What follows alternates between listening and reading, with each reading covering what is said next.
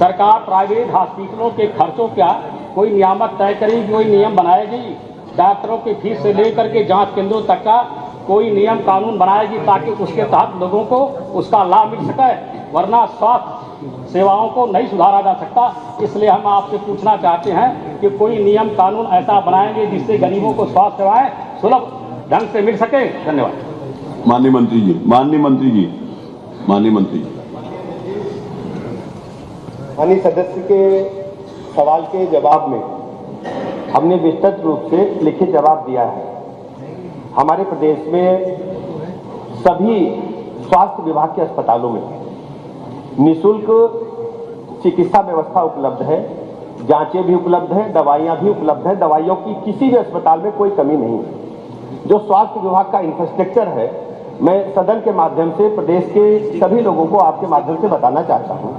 माननीय अध्यक्ष जी, हमारे पास 5000 की आबादी पर स्वास्थ्य आरोग्य मंदिर अब्लिक सब सेंटर उपलब्ध हैं, जो 5000 की आबादी पर अपनी पूरी क्षमता के साथ काम कर रहे हैं। वहां 98 प्रकार की दवाइयां निःशुल्क हैं, 14 प्रकार की जांचें हैं, जच्चा बच्चा के लिए सारे वैक्सीनेशन की सुविधाएं उपलब्ध हैं, नॉर्मल डिलीवरी के लिए एएनएम भी वहां उपलब्ध रहती है। इसके अलावा जो प्राथमिक स्वास्थ्य केंद्र हैं, जिनकी संख्या 3500 के लगभग है, वहां पर प्राथमिक चिकित्सा की सारी व्यवस्थाएं उपलब्ध हैं और दवाइयां निःशुल्क वहां उपलब्ध हैं, जांचें भी निःशुल्क होती, कोई पैसा दे नहीं है किसी भी मरीज को, चाहे बड़ा आदमी हो चाहे गरीब आदमी हो, सभी व्यवस्थाएं निःशुल्क हैं। जो सीएससी हमारी सामुदायिक स्वास्थ्य केंद्र है, वो 30 बेड का इंडोर हॉस्पिटल है, वहां सभी प्रकार की जांचें निःशुल्क, दवाइयां निःशुल्क और जच्चा बच्चा के सीजरियन डिलीवरी के भी सारी व्यवस्थाएं उपलब्ध हैं। हमारे पास जिला लेवल के अस्पताल हैं, वहां भी सभी प्रकार की जांचें जो अनुमन्य होना चाहिए जिला लेवल के अस्पताल में निःशुल्क है। दवाइयां सभी प्रकार की हमारे पास निःशुल्क उपलब्ध हैं। बेड्स की, आईसीयू बेड की संख्या सभी जिला अस्पतालों में है। इसके अलावा विशिष्ट श्रेणी के जो अस्पताल 100 बेडेड और 50 बेडेड है, वहां जिला लेवल की सारी दवाइयां, सारी जांचें निःशुल्क उपलब्ध हैं। इसके अतिरिक्त यदि कोई गंभीर रोगी है, मैं पुनः सदन के माध्यम से आदरणीय प्रधानमंत्री नरेंद्र मोदी जी का आभार प्रकट करना चाहूंगा।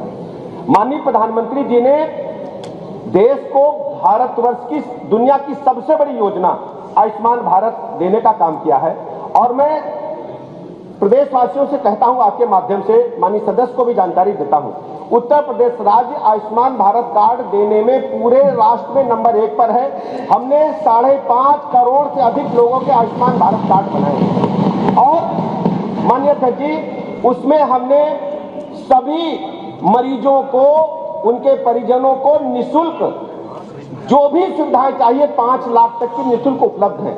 मैं सदन को सर आपके माध्यम से बताना चाहता हूं, ऐसे लगभग 6000 अस्पताल हैं जिनको हमने सूचीबद्ध किया है।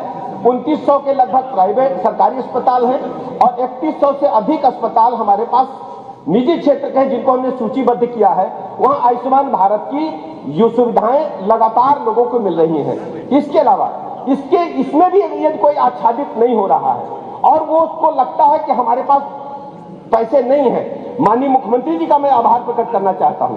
1300 करोड़ रुपया मुख्यमंत्री सहायता कोष से ऐसे गरीबों को निःशुल्क इलाज के लिए दिया गया। माननीय अध्यक्ष जी, ये माननीय सदस्य का जो सवाल है और दूसरे सदस्य का जो सवाल है, इनको दर्द गरीबों का नहीं है, इनको गरीबों से कोई लेना देना नहीं है। ये केवल सत्ता की भूख, सत्ता के पेट में दर्द की वजह से चिल्लाते हैं। इनका केवल सदन का ध्यान अपनी तरफ आकर्षित करना कि अखबार में 2 लाइन छप जाए। अगर ये मीडिया के साथी फोटो न खींचे, एक आदमी बेल में नहीं आएगा। पेट दर्द की आपके पास दवा है? इनका कोई मतलब नहीं है। और सर अरे वो आपके पेट दर्द की दवा दे रहे हैं ना। अध्यक्ष जी, जब इनका शासनकाल था, मैं स्पष्ट कर दूं, 17 से पहले आंकड़े मंगा लीजिए सर। 17 से पहले आंकड़े अस्पतालों और स्कूलों को तबेला बना करके रख दिया था। पूरी तरह से गुंडे, बदमाश, माफिया अस्पतालों पर हावी थे।